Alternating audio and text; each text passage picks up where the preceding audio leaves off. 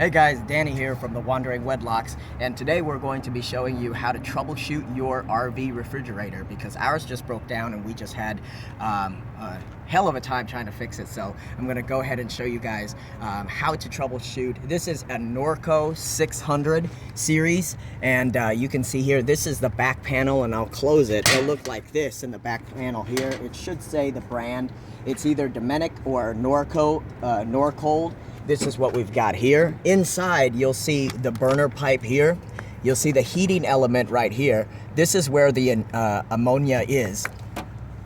And here is all the access water coming out of the refrigerator comes in right here. And you got to clean this up because if this is filled with water, then it can't drip any more out, okay? This is your igniters here. It works for your propane. This is the ignition control that fires the igniter in here. And right in here, you can see the gas line coming in, and you can see the igniter. What you want to do if the refrigerator is turning on, but you're not getting a flame or not getting a solid flame, you want to open up this little cap here, and you want to verify there's no flame in there. What you want to do is you want to remove this one screw, okay? Move this channel back, and then use the air can and spray it all in there to get all of the rust out because it might have to do with the dirt that's inside. Clean all of that up, and then come over here, unplug the refrigerator. Okay, unplug the refrigerator and make sure there's power going to it.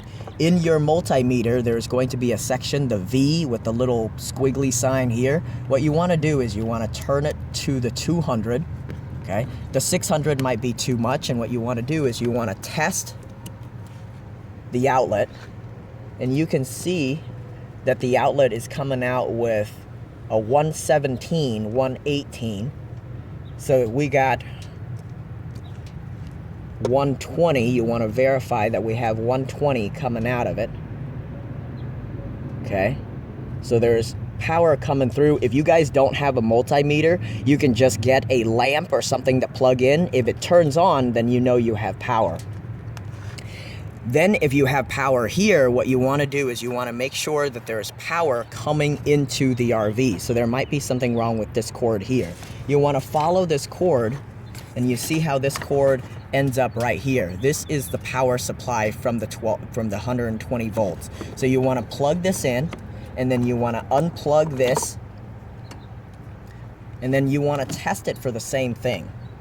You want to test it for power to make sure that the power is actually coming in, and you can see that there's power coming through this cord, so that's a good thing there, okay? Now what you want to do is you want to plug this back in. Anytime you unplug something, guys, what I do is I take a picture of it before, so I know exactly how the cords are. So if I ever get confused, or if I do it the next day or something like that, I can remember exactly where the cords go. I've done this so many times. The only thing that I don't remember is the two black ones. The top one I put on top, so that I know that's where it goes, and then the bottom one I unplug and leave at the bottom. I'm gonna go ahead and test these. You can see that this is the AC heater element, and you can see that these two cords here lead up and they go right here to the heating element. If you move this a little bit and feel on this rod, this is supposed to get hot because it's supposed to heat up the ammonia that's inside. So you heat this up, but it doesn't feel hot. So there's something wrong with the AC element. I'm gonna cover this back up. I'm gonna test these two leads, and aha, nothing coming through there. Nothing coming through there at all. So at this point, what I want to do is I want to check the fuse. Open up this box. There's two fuses. There's a 3 amp fuse up here, and there is a 5 amp fuse here. What you want to do is you want to check those fuses, both ends of them, to make sure there's power going to them. And if you want to check a fuse, guys, all you want to do is you want to change this to the ohm sign, which is a little horseshoe, and you want to go down to 200. And then you want to touch both leads on each fuse, each end of the fuse. And if this number changes, then you know you've got a good lead. If it doesn't change at all and it stays at 1, then you know that you've got a bad fuse. Because sometimes the fuse are blown, but it doesn't look blown. So I'm gonna go ahead and connect these back. I know there's something wrong with the AC power coming in, so let's find out if there's any DC coming in. DC is from the house battery, so I'm gonna go ahead and plug this in. Oops, have to change it to DC voltage, and I'm gonna go ahead and go to 20. And then I'm gonna go ahead and stick my leads right in here.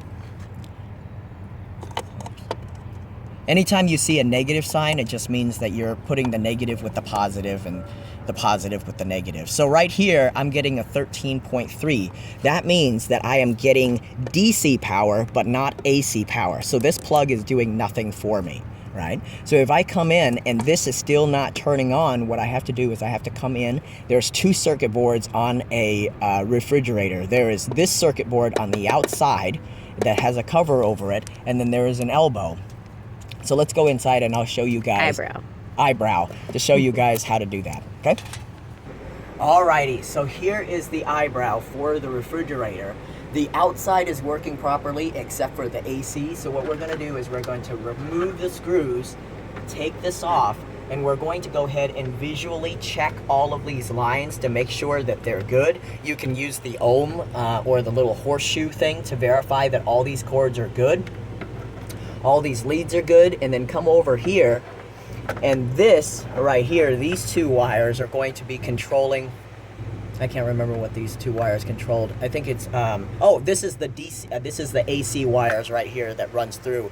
This is the it looks like a telephone port or an Ethernet cord, but what it does is that it controls the temperature. It's the thermostat of the thing. So I'll show you what it looks like when it comes off. This is the old eyebrow that came off of the series, and you can tell that it's pretty old. We got the new one installed on it already. What you want to do is you want to physically look for burn marks or damages. Even if you don't see it, guys, like this one, you can't really see where there is any burn marks or anything like that, like the one on the outside. However, you can test it to see if it turns on. Now, what you want to do to test it is you want to turn it on, and then you want to go to auto. Now, if it's on auto and you turn off the propane, or if you unplug the AC and you turn it onto auto and it doesn't move, that means there's something wrong with the module itself. And before you replace any refrigerator, you want to change these 2 parts. I bought mine on Amazon on Prime. I got 2-day delivery, and I can return it in the next 30 days. So I can install these, see if they work, and then if they don't, I can just replace the refrigerator, knowing that I did everything I can to get this thing working. So we take it off, and all you need to do is to take it off is to remove the Ethernet looking cable, which is J16 right here from this port, and then you remove J17, and this is the AC that comes in here. And you can individually test all of these solenoids if you want, but I didn't. I just know it was bad. I went ahead and replaced it, and I put it back in just like so. And now what we want to test for before we put everything on is we want to turn it on to normal operation, and then what we want to do is we want to test it on auto. It's going to go to check. Okay, there's no electricity. It won't run on electricity, so it went on propane. Now that this is lit, what you want to do is you want to go back outside and confirm that the LP light is actually lit. So let's go ahead and check it outside. Alrighty, so now we're back outside, and I hear the flame, but what I want to do is I want to open up this baby right here, this little tube, to see the flame inside.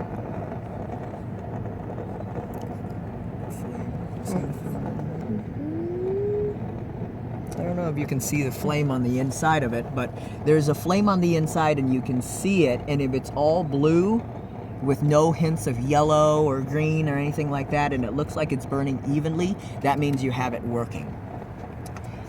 Okay. So what I did is I had to replace the circuit board on the inside and the outside to get them both working, but they sent me a bad circuit board so the AC heating element doesn't work. So to make sure that the AC elements work, I'm gonna go ahead and get the replacement. I think I'm going to get it today or tomorrow, put it in, and then I'll show you guys exactly how the AC elements are supposed to work. But if it does, then you go up here, you're supposed to feel, see how both of these cords go into the heating element and this rod goes right into the ammonia. This rod right here, if it's working, you can feel it and it should get hot. If there's too much insulation for you and you can't get it out, what you want to do is you just want to wait a couple of minutes and then feel this tube here. This tube will get kind of warm. Okay, if you open this up, guys, and you see white, or excuse me, if you see yellow kind of pussy stuff all around here, all around these areas here, all around these areas here, then you know that there's nothing that you can do about it. You kind of have to get a new refrigerator or rebuild your refrigerator because the ammonia on the inside is leaking. When the ammonia is leaking, it's highly dangerous to keep it plugged in. So if you see yellow stuff, you have to disconnect and keep it away from all fires.